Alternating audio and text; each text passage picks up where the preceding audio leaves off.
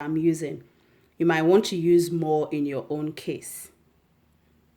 So you measure 2 inches, 2 inches. Also the depth around here, we can do about maybe 5 or about 3. Let's do 3. Let's do 3 around the dart here. Okay. So we're going to draw a line. Like I said, you can use your hand or a scale. Let's use a scale.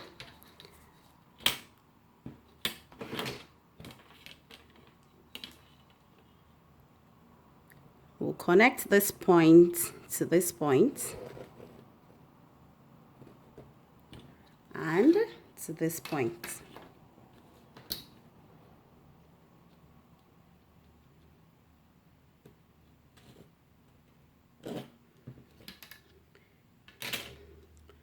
Let me just bring this closer.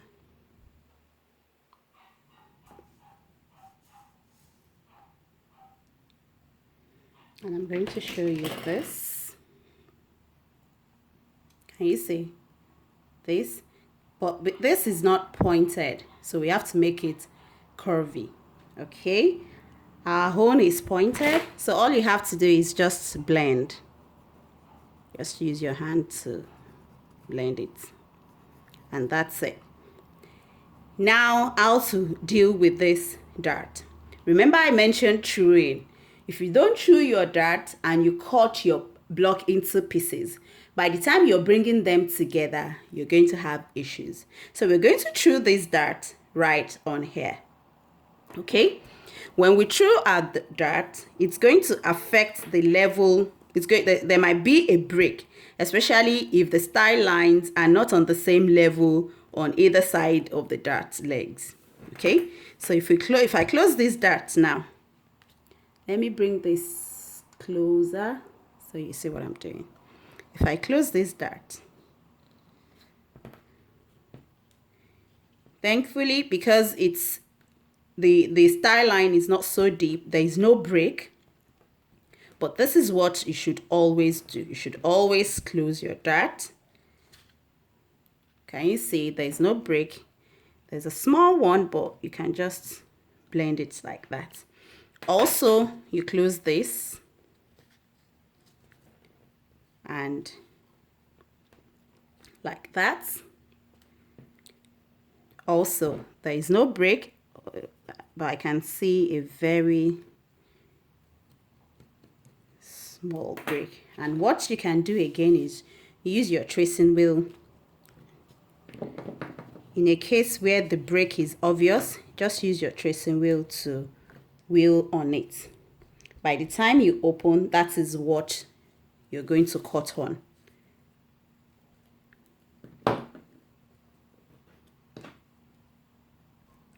By the time you open, you see the tracing wheel showing. Okay, so what we can do now is just cut on here. So this is a kind of, some people will say it's a yoke, some will tell you it's a band.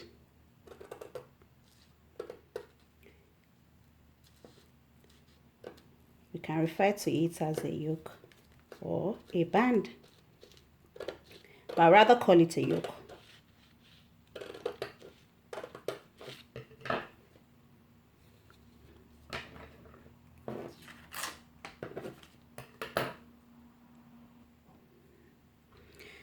Okay, so I've separated them. I'm just going to tape this down.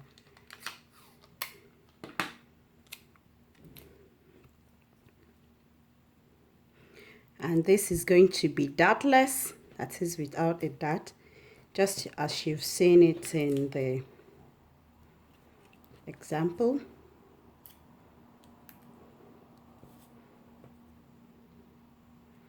Don't forget to draw your grain lines. Your CF is still showing, so that could be your guide.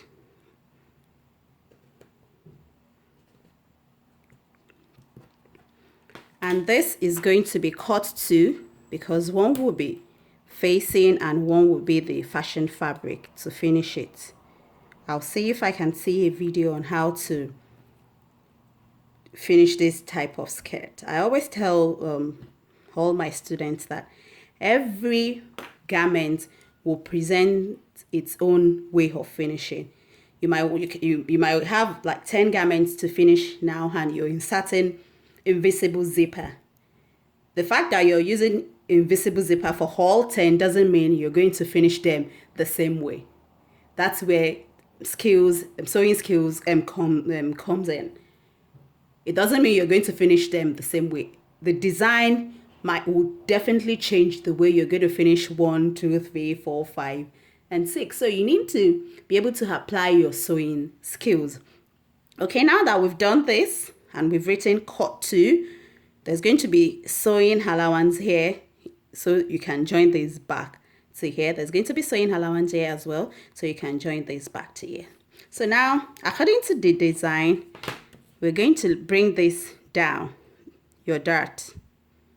You're going to follow it down like so. Okay. I'm going to show us the design again. Can you see? So that's what I've just drawn down. Now, if you want an underskirt, like I said, that's what you have right here. Judging by the hem, it looks like as if there is an underskirt, a full front underneath, and this is just held together and sewn like a wrap. So if you want an underskirt, this is good to go. If you want, you can panel both sides of your underskirt. So now let's imagine we have an underskirt and we're going to use this as a wrap. That means we need to trace out from here to here and through to here. So I'm going to trace that out now. Okay, I'm just going to place this on here and I'm going to trace from here to here through to this part. Okay, so that you can see it clearly, I decided to use a brown paper instead. So I've traced this out, as you can see.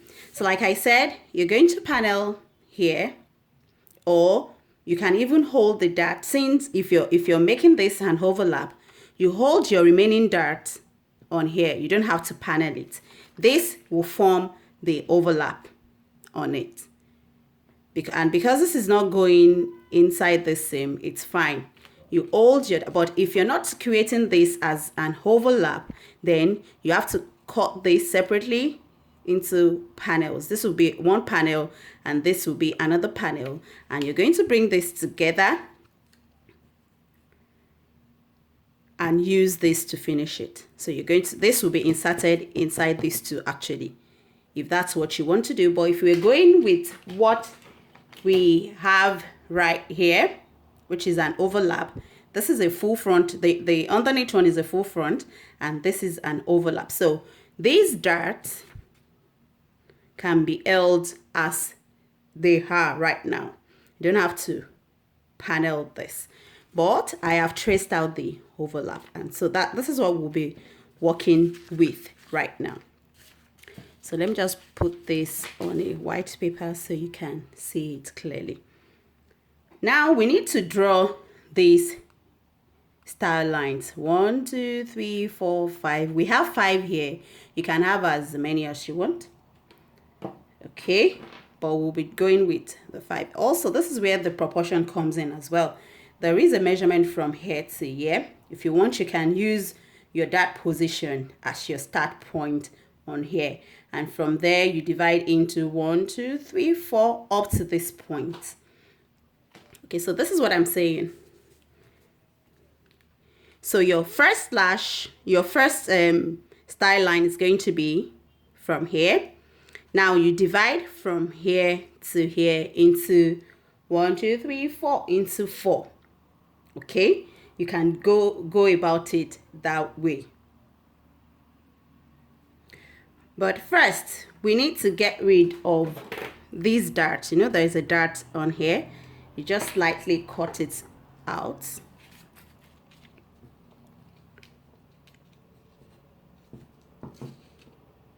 you slightly cut it. So you're done with that one.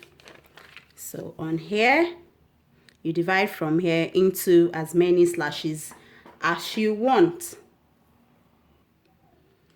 Okay, I just want to measure from this dart leg. So like I said, we're going to start the first one from here. This here or here, they're the same thing, because once you close this, they become one. So let's start from here, the first one, right? Then we're going to measure from here to here. It's about 11.5. So 11.5, you divide it into 4. So let's say 11.5 divided into 4, it's about 1 minute. So that's about 2.875. Let's just say 2.9. It depends on the number of slashes. This is divided, but you can divide into 5. So you're just going to divide it into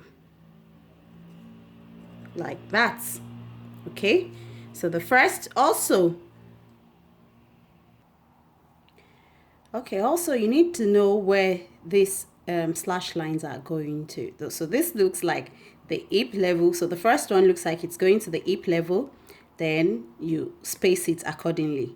These last two, they look like they're going almost straight in, not to the side seam. So these last two are going to the hem, towards the hem. These three are going towards the side seam. So these are what you need to study when designing, and you have to design proportionately. Okay, so I'm just going to say,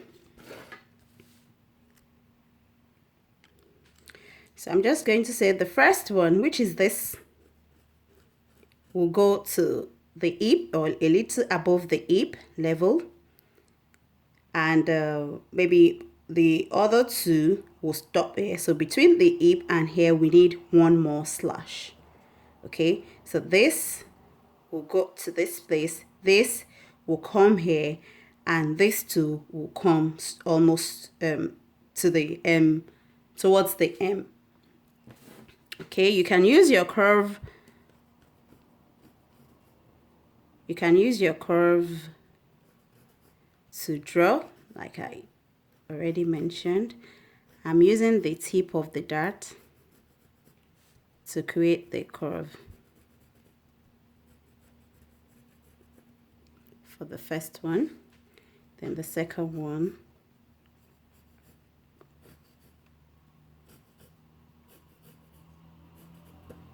and the third one,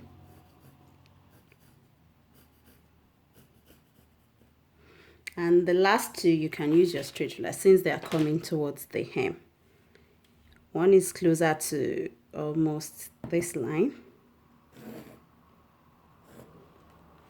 and the other one towards that line. Okay, and this dart also, because this has turned to a curved line instead of straight passing through the end of the dart, you have to curve, because this is a dart and you need to get rid of it. You have to curve here as well and blend it like so. Let me just move it closer so you see. This is the actual line passing through the end of the dart. So this also, the value of the dart must be taken out, otherwise this won't fit into here anymore. Okay, so you curve it. I mentioned in one of my responses to one of the participants that they might have to use a curved dart instead of a straight dart, because their sketch was producing folds and it was showing this curve. So this will be out. Okay, so the next thing is to slash. You slash all of them. Also, you need to understand where the slashes are coming from. So it's from the top, from the waist kind of to the M and side seam. Okay, so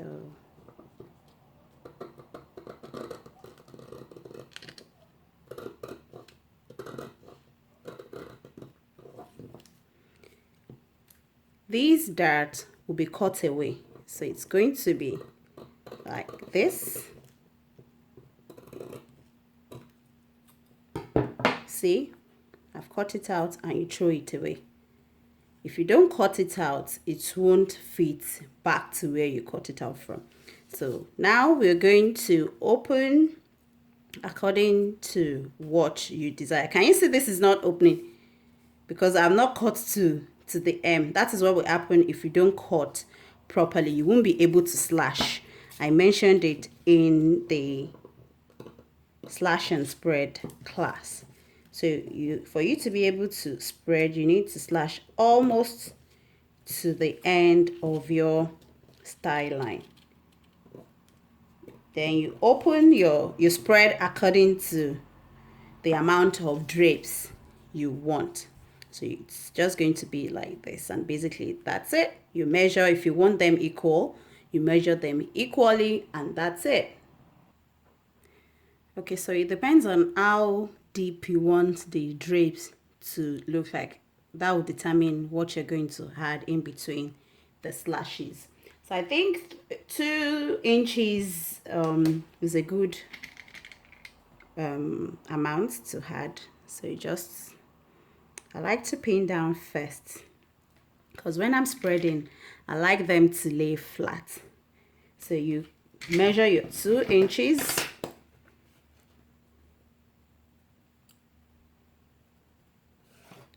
So the first is going to be on that. You have to make sure this is laying flat. I like to hold them with pins first before I tape. So you're going to do 2, 2, 2, 2 all through.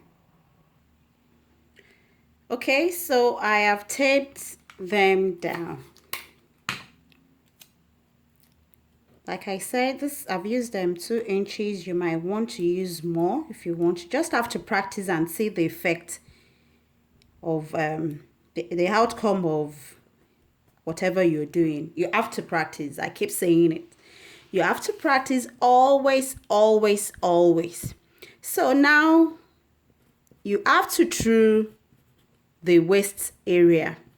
If you don't true, you can't blend like this, straight like this. No, because you're going to fold them. You're going to bring this back to this point, this back to this point, this back to this point, this back to this point, and this back to this point. You have to true them. I already told you what truing is. So all you have to do now is fold, like you're going to fold them in actual fabric. It's a kind of pleat. So you take this back to where it was before you added that fullness. So you use your tracing wheel, right? Also, the second one, can you see what is happening? Can you see? Like a diamond shape, just like you have on your dart. If you don't true, you'll be short of fabric. So you're going to do them and also show the arrow, so that when you give this to your pattern cutter, they know what to do. This is a bit tricky because it's curvy, but nonetheless, you have to make it go meet its second half, because that's how you're going to, that's exactly what you're going to do on the fabric. Okay, like that. And the last one, you've only manipulated them and you need to make them equal to where they are going, because this is going back to this. You've only introduced fullness to it. So I'm just going to cut.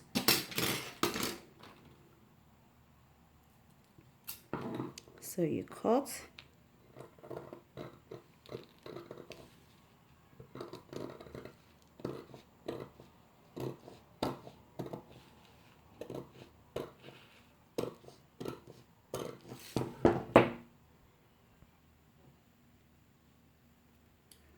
Okay, so you cut here as well.